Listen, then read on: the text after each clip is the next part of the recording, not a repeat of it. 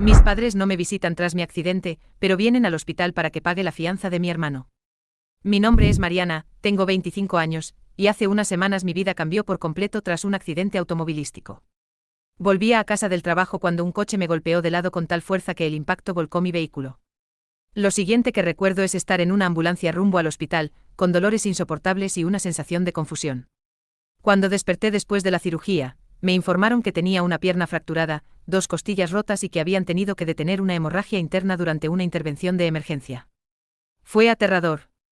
Pasé 2 semanas en el hospital, tratando de procesar todo lo que había sucedido y lidiando con el dolor físico y emocional. Desde el momento en que desperté, solo quería que mis padres estuvieran a mi lado. Pensé que al enterarse del accidente acudirían inmediatamente.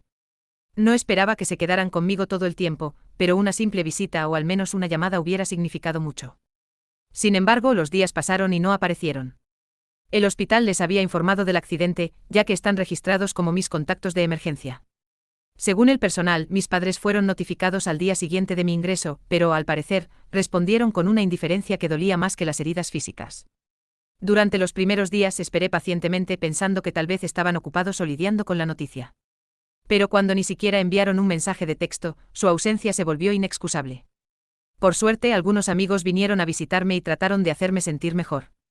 Sus esfuerzos eran conmovedores, pero tenían sus propios compromisos y no podían quedarse mucho tiempo. Lo que más me dolía era que los familiares cercanos a quienes mis amigos informaron del accidente me visitaron antes que mis propios padres. Fue entonces cuando entendí que las prioridades de mis padres no estaban conmigo. Al 6º día de estar en el hospital, un amigo de la familia vino a verme. Durante la conversación, mencionó casualmente que mis padres habían asistido a una ceremonia en honor a mi hermano menor, Daniel, quien había sido premiado en su trabajo. Me quedé atónita. No solo sabían que yo estaba en el hospital, sino que eligieron ir a la premiación en lugar de visitarme. Entendí que siempre había habido favoritismo hacia Daniel, pero esto fue demasiado. No se trata de estar celosa de mi hermano. Sé que ha trabajado duro y merece reconocimiento, pero yo estaba en el hospital después de un accidente que casi me cuesta la vida. La idea de que prefirieron celebrar un logro de él en lugar de mostrar un mínimo de preocupación por mí era devastadora. En mi dolor y frustración, decidí enviarles un mensaje explicándoles lo mucho que me había dolido su indiferencia. Les dije que no podía creer que hubieran priorizado la ceremonia de Daniel sobre mi salud y que solo necesitaba un gesto, una visita rápida para saber que les importaba. Su respuesta llegó rápido, pero en lugar de consolarme, fue como una segunda puñalada. Trataron de justificar sus acciones diciendo que el premio de Daniel era un logro único en la vida, y que yo estaba fuera de peligro. Según ellos, su presencia no habría cambiado nada. Cuando les mencioné que podrían haber venido antes de la ceremonia, o al menos enviado un mensaje de apoyo, se mostraron irritados y terminaron diciendo que no tenía sentido revivir el pasado. Sus palabras confirmaron lo que siempre sospeché: en su mundo, Daniel era la estrella, y yo apenas importaba. Unos días después de su fría respuesta, mis padres aparecieron inesperadamente en el hospital con flores y caras llenas de preocupación falsa. Al principio pensé que finalmente habían recapacitado, pero pronto entendí la verdadera razón de su visita. Mi madre, entre lágrimas, me explicó que mi hermano había sido arrestado por fraude en su empresa y que necesitaban mi ayuda para cubrir su fianza. Resulta que Daniel había estado desviando dinero de la empresa donde trabajaba. La investigación interna demostró que había cometido malversación de fondos, falsificación de documentos y fraude electrónico. Lo entregaron a las autoridades y ahora enfrentaba cargos graves. Mis padres, desesperados, habían gastado todos sus ahorros en abogados y ya no tenían dinero suficiente para pagar su fianza. Querían que yo usara mis ahorros para sacarlo de la cárcel. Fue un momento surrealista. Ahí estaba yo acostada en una cama de hospital, todavía recuperándome de una cirugía, y lo único que mis padres podían pensar era en cómo podía beneficiarlos para salvar a su hijo preferido. No les preocupaba mi salud, ni siquiera mencionaron los gastos médicos que enfrentaba. Solo querían que ayudara a Daniel. Les dije que no. No tenía la intención de sacrificar lo poco que tenía para salvar a mi hermano de una situación que él mismo había causado. Además, necesitaba mi dinero para cubrir lo que mi seguro no pagaría de mis tratamientos.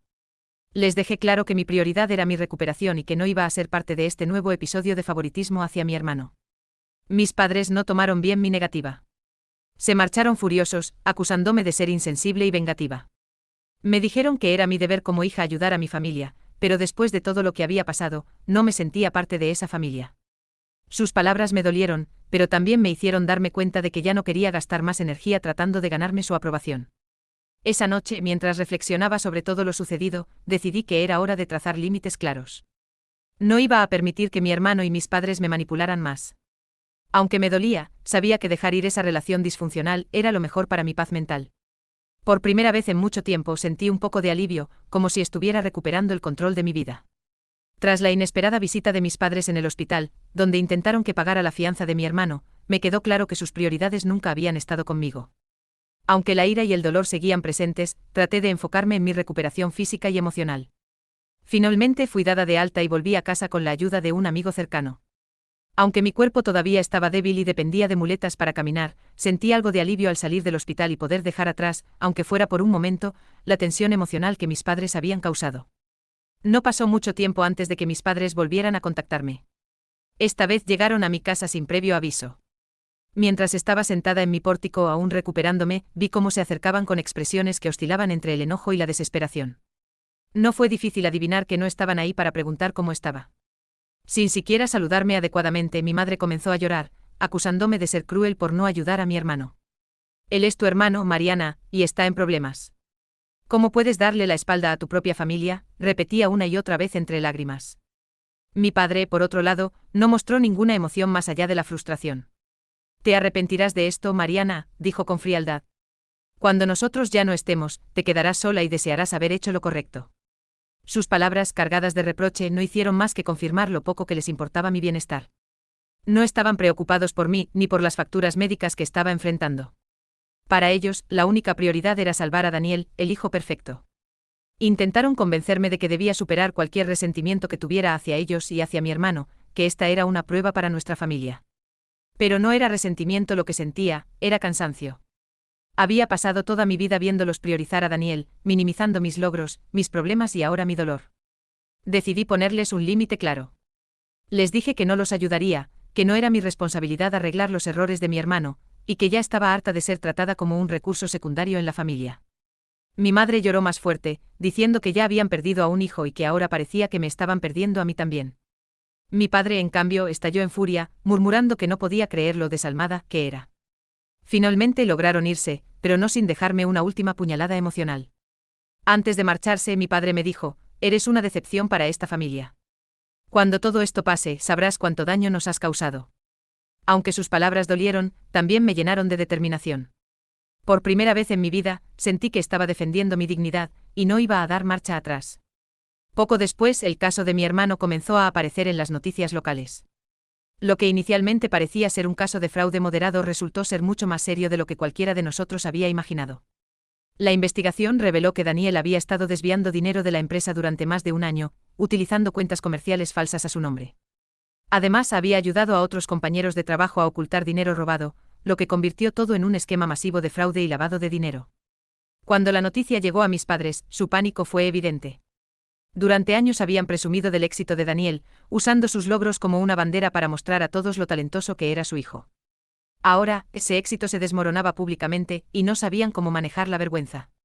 Empezaron a decirle a todos que mi hermano era inocente, que todo era un malentendido, y que la empresa estaba usando a Daniel como chivo expiatorio. Sin embargo, la evidencia en su contra era abrumadora, y nadie parecía creer sus excusas. Mientras tanto, mis padres intentaron recaudar el dinero suficiente para la fianza de Daniel. Vendieron algunas pertenencias familiares, pidieron préstamos a conocidos e incluso acudieron a otros familiares en busca de ayuda. Cuando algunos de ellos se negaron, comenzaron a hablar mal de mí con ellos, diciendo que yo era desalmada y egoísta, por no querer ayudar a mi hermano. Lo que no esperaban era que la mayoría de esos familiares ya conocían su patrón de favoritismo hacia Daniel y no estaban dispuestos a creer sus mentiras. Unos días después, recibí un correo electrónico inesperado. Era de Daniel. Aparentemente había convencido a un amigo para que lo escribiera y enviara en su nombre desde la cárcel. Al principio estuve tentada de ignorarlo, pero la curiosidad pudo más y decidí leerlo. En el correo, Daniel admitía que estaba involucrado en el fraude, pero juraba que no era su culpa. Decía que era un simple peón, en un esquema más grande liderado por ejecutivos de alto rango en su empresa, quienes lo usaron como chivo expiatorio. Me pedía que lo ayudara no por mis padres, sino porque él era el único que podía salvar a la familia de desmoronarse. Esa última frase me enfureció. ¿Salvar a la familia? ¿Qué familia? La misma que me había dejado de lado toda mi vida y que ahora esperaba que sacrificara todo por ellos. Aunque una parte de mí quería creerle, sabía que Daniel no era una víctima inocente. Había tomado decisiones conscientes que lo llevaron a esa situación, y no era mi responsabilidad rescatarlo de las consecuencias. Decidí investigar más por mi cuenta. Hablé con un amigo abogado, quien me confirmó que aunque Daniel no era el cerebro detrás del esquema, jugó un papel activo y sabía lo que estaba haciendo. La empresa había realizado una investigación interna exhaustiva antes de involucrar a las autoridades y la evidencia era sólida. Si bien otros también eran culpables, eso no eximía a mi hermano de responsabilidad. Cuando confronté a mis padres con esta información, se negaron a aceptarla. Continuaron insistiendo en que todo era un malentendido y que yo era cruel por no ayudar a Daniel. Fue entonces cuando tomé una decisión definitiva: cortar el contacto con ellos. Estaba agotada de sus manipulaciones y su constante favoritismo. Mi hermano tenía que enfrentar las consecuencias de sus acciones, y mis padres debían aprender que no podían seguir usándome como una herramienta para resolver sus problemas. A pesar de la presión emocional, sentí que por fin estaba recuperando el control de mi vida. Sabía que habría repercusiones por mi decisión, pero por primera vez en mucho tiempo, estaba priorizando mi paz mental y mi bienestar. Ha pasado más de un mes desde que tomé la decisión de cortar el contacto con mis padres y negarme a involucrarme más en los problemas de mi hermano. Aunque todavía me encuentro lidiando con las secuelas emocionales del accidente y el conflicto familiar, cada día me siento más en paz con mi decisión. Después de agotar todas las opciones posibles, mis padres lograron recaudar el dinero suficiente para pagar la fianza de Daniel. Vendieron pertenencias familiares y pidieron préstamos, lo que los dejó en una situación financiera crítica. Sin embargo, aunque lograron sacarlo de la cárcel, eso no detuvo las investigaciones ni las consecuencias legales que mi hermano estaba enfrentando. Para intentar reducir su sentencia, Daniel decidió cooperar con las autoridades y proporcionar información sobre los ejecutivos de su empresa involucrados en el esquema de fraude. Aunque esta cooperación le permitió obtener una reducción de sentencia, no lo absolvió completamente de sus crímenes. Finalmente fue condenado a 1 año de prisión y varios meses de servicio comunitario. Mis padres, esperaban que la cooperación de Daniel lo librara por completo, quedaron devastados. Sin embargo, seguían aferrándose a la idea de que él era una víctima de las circunstancias.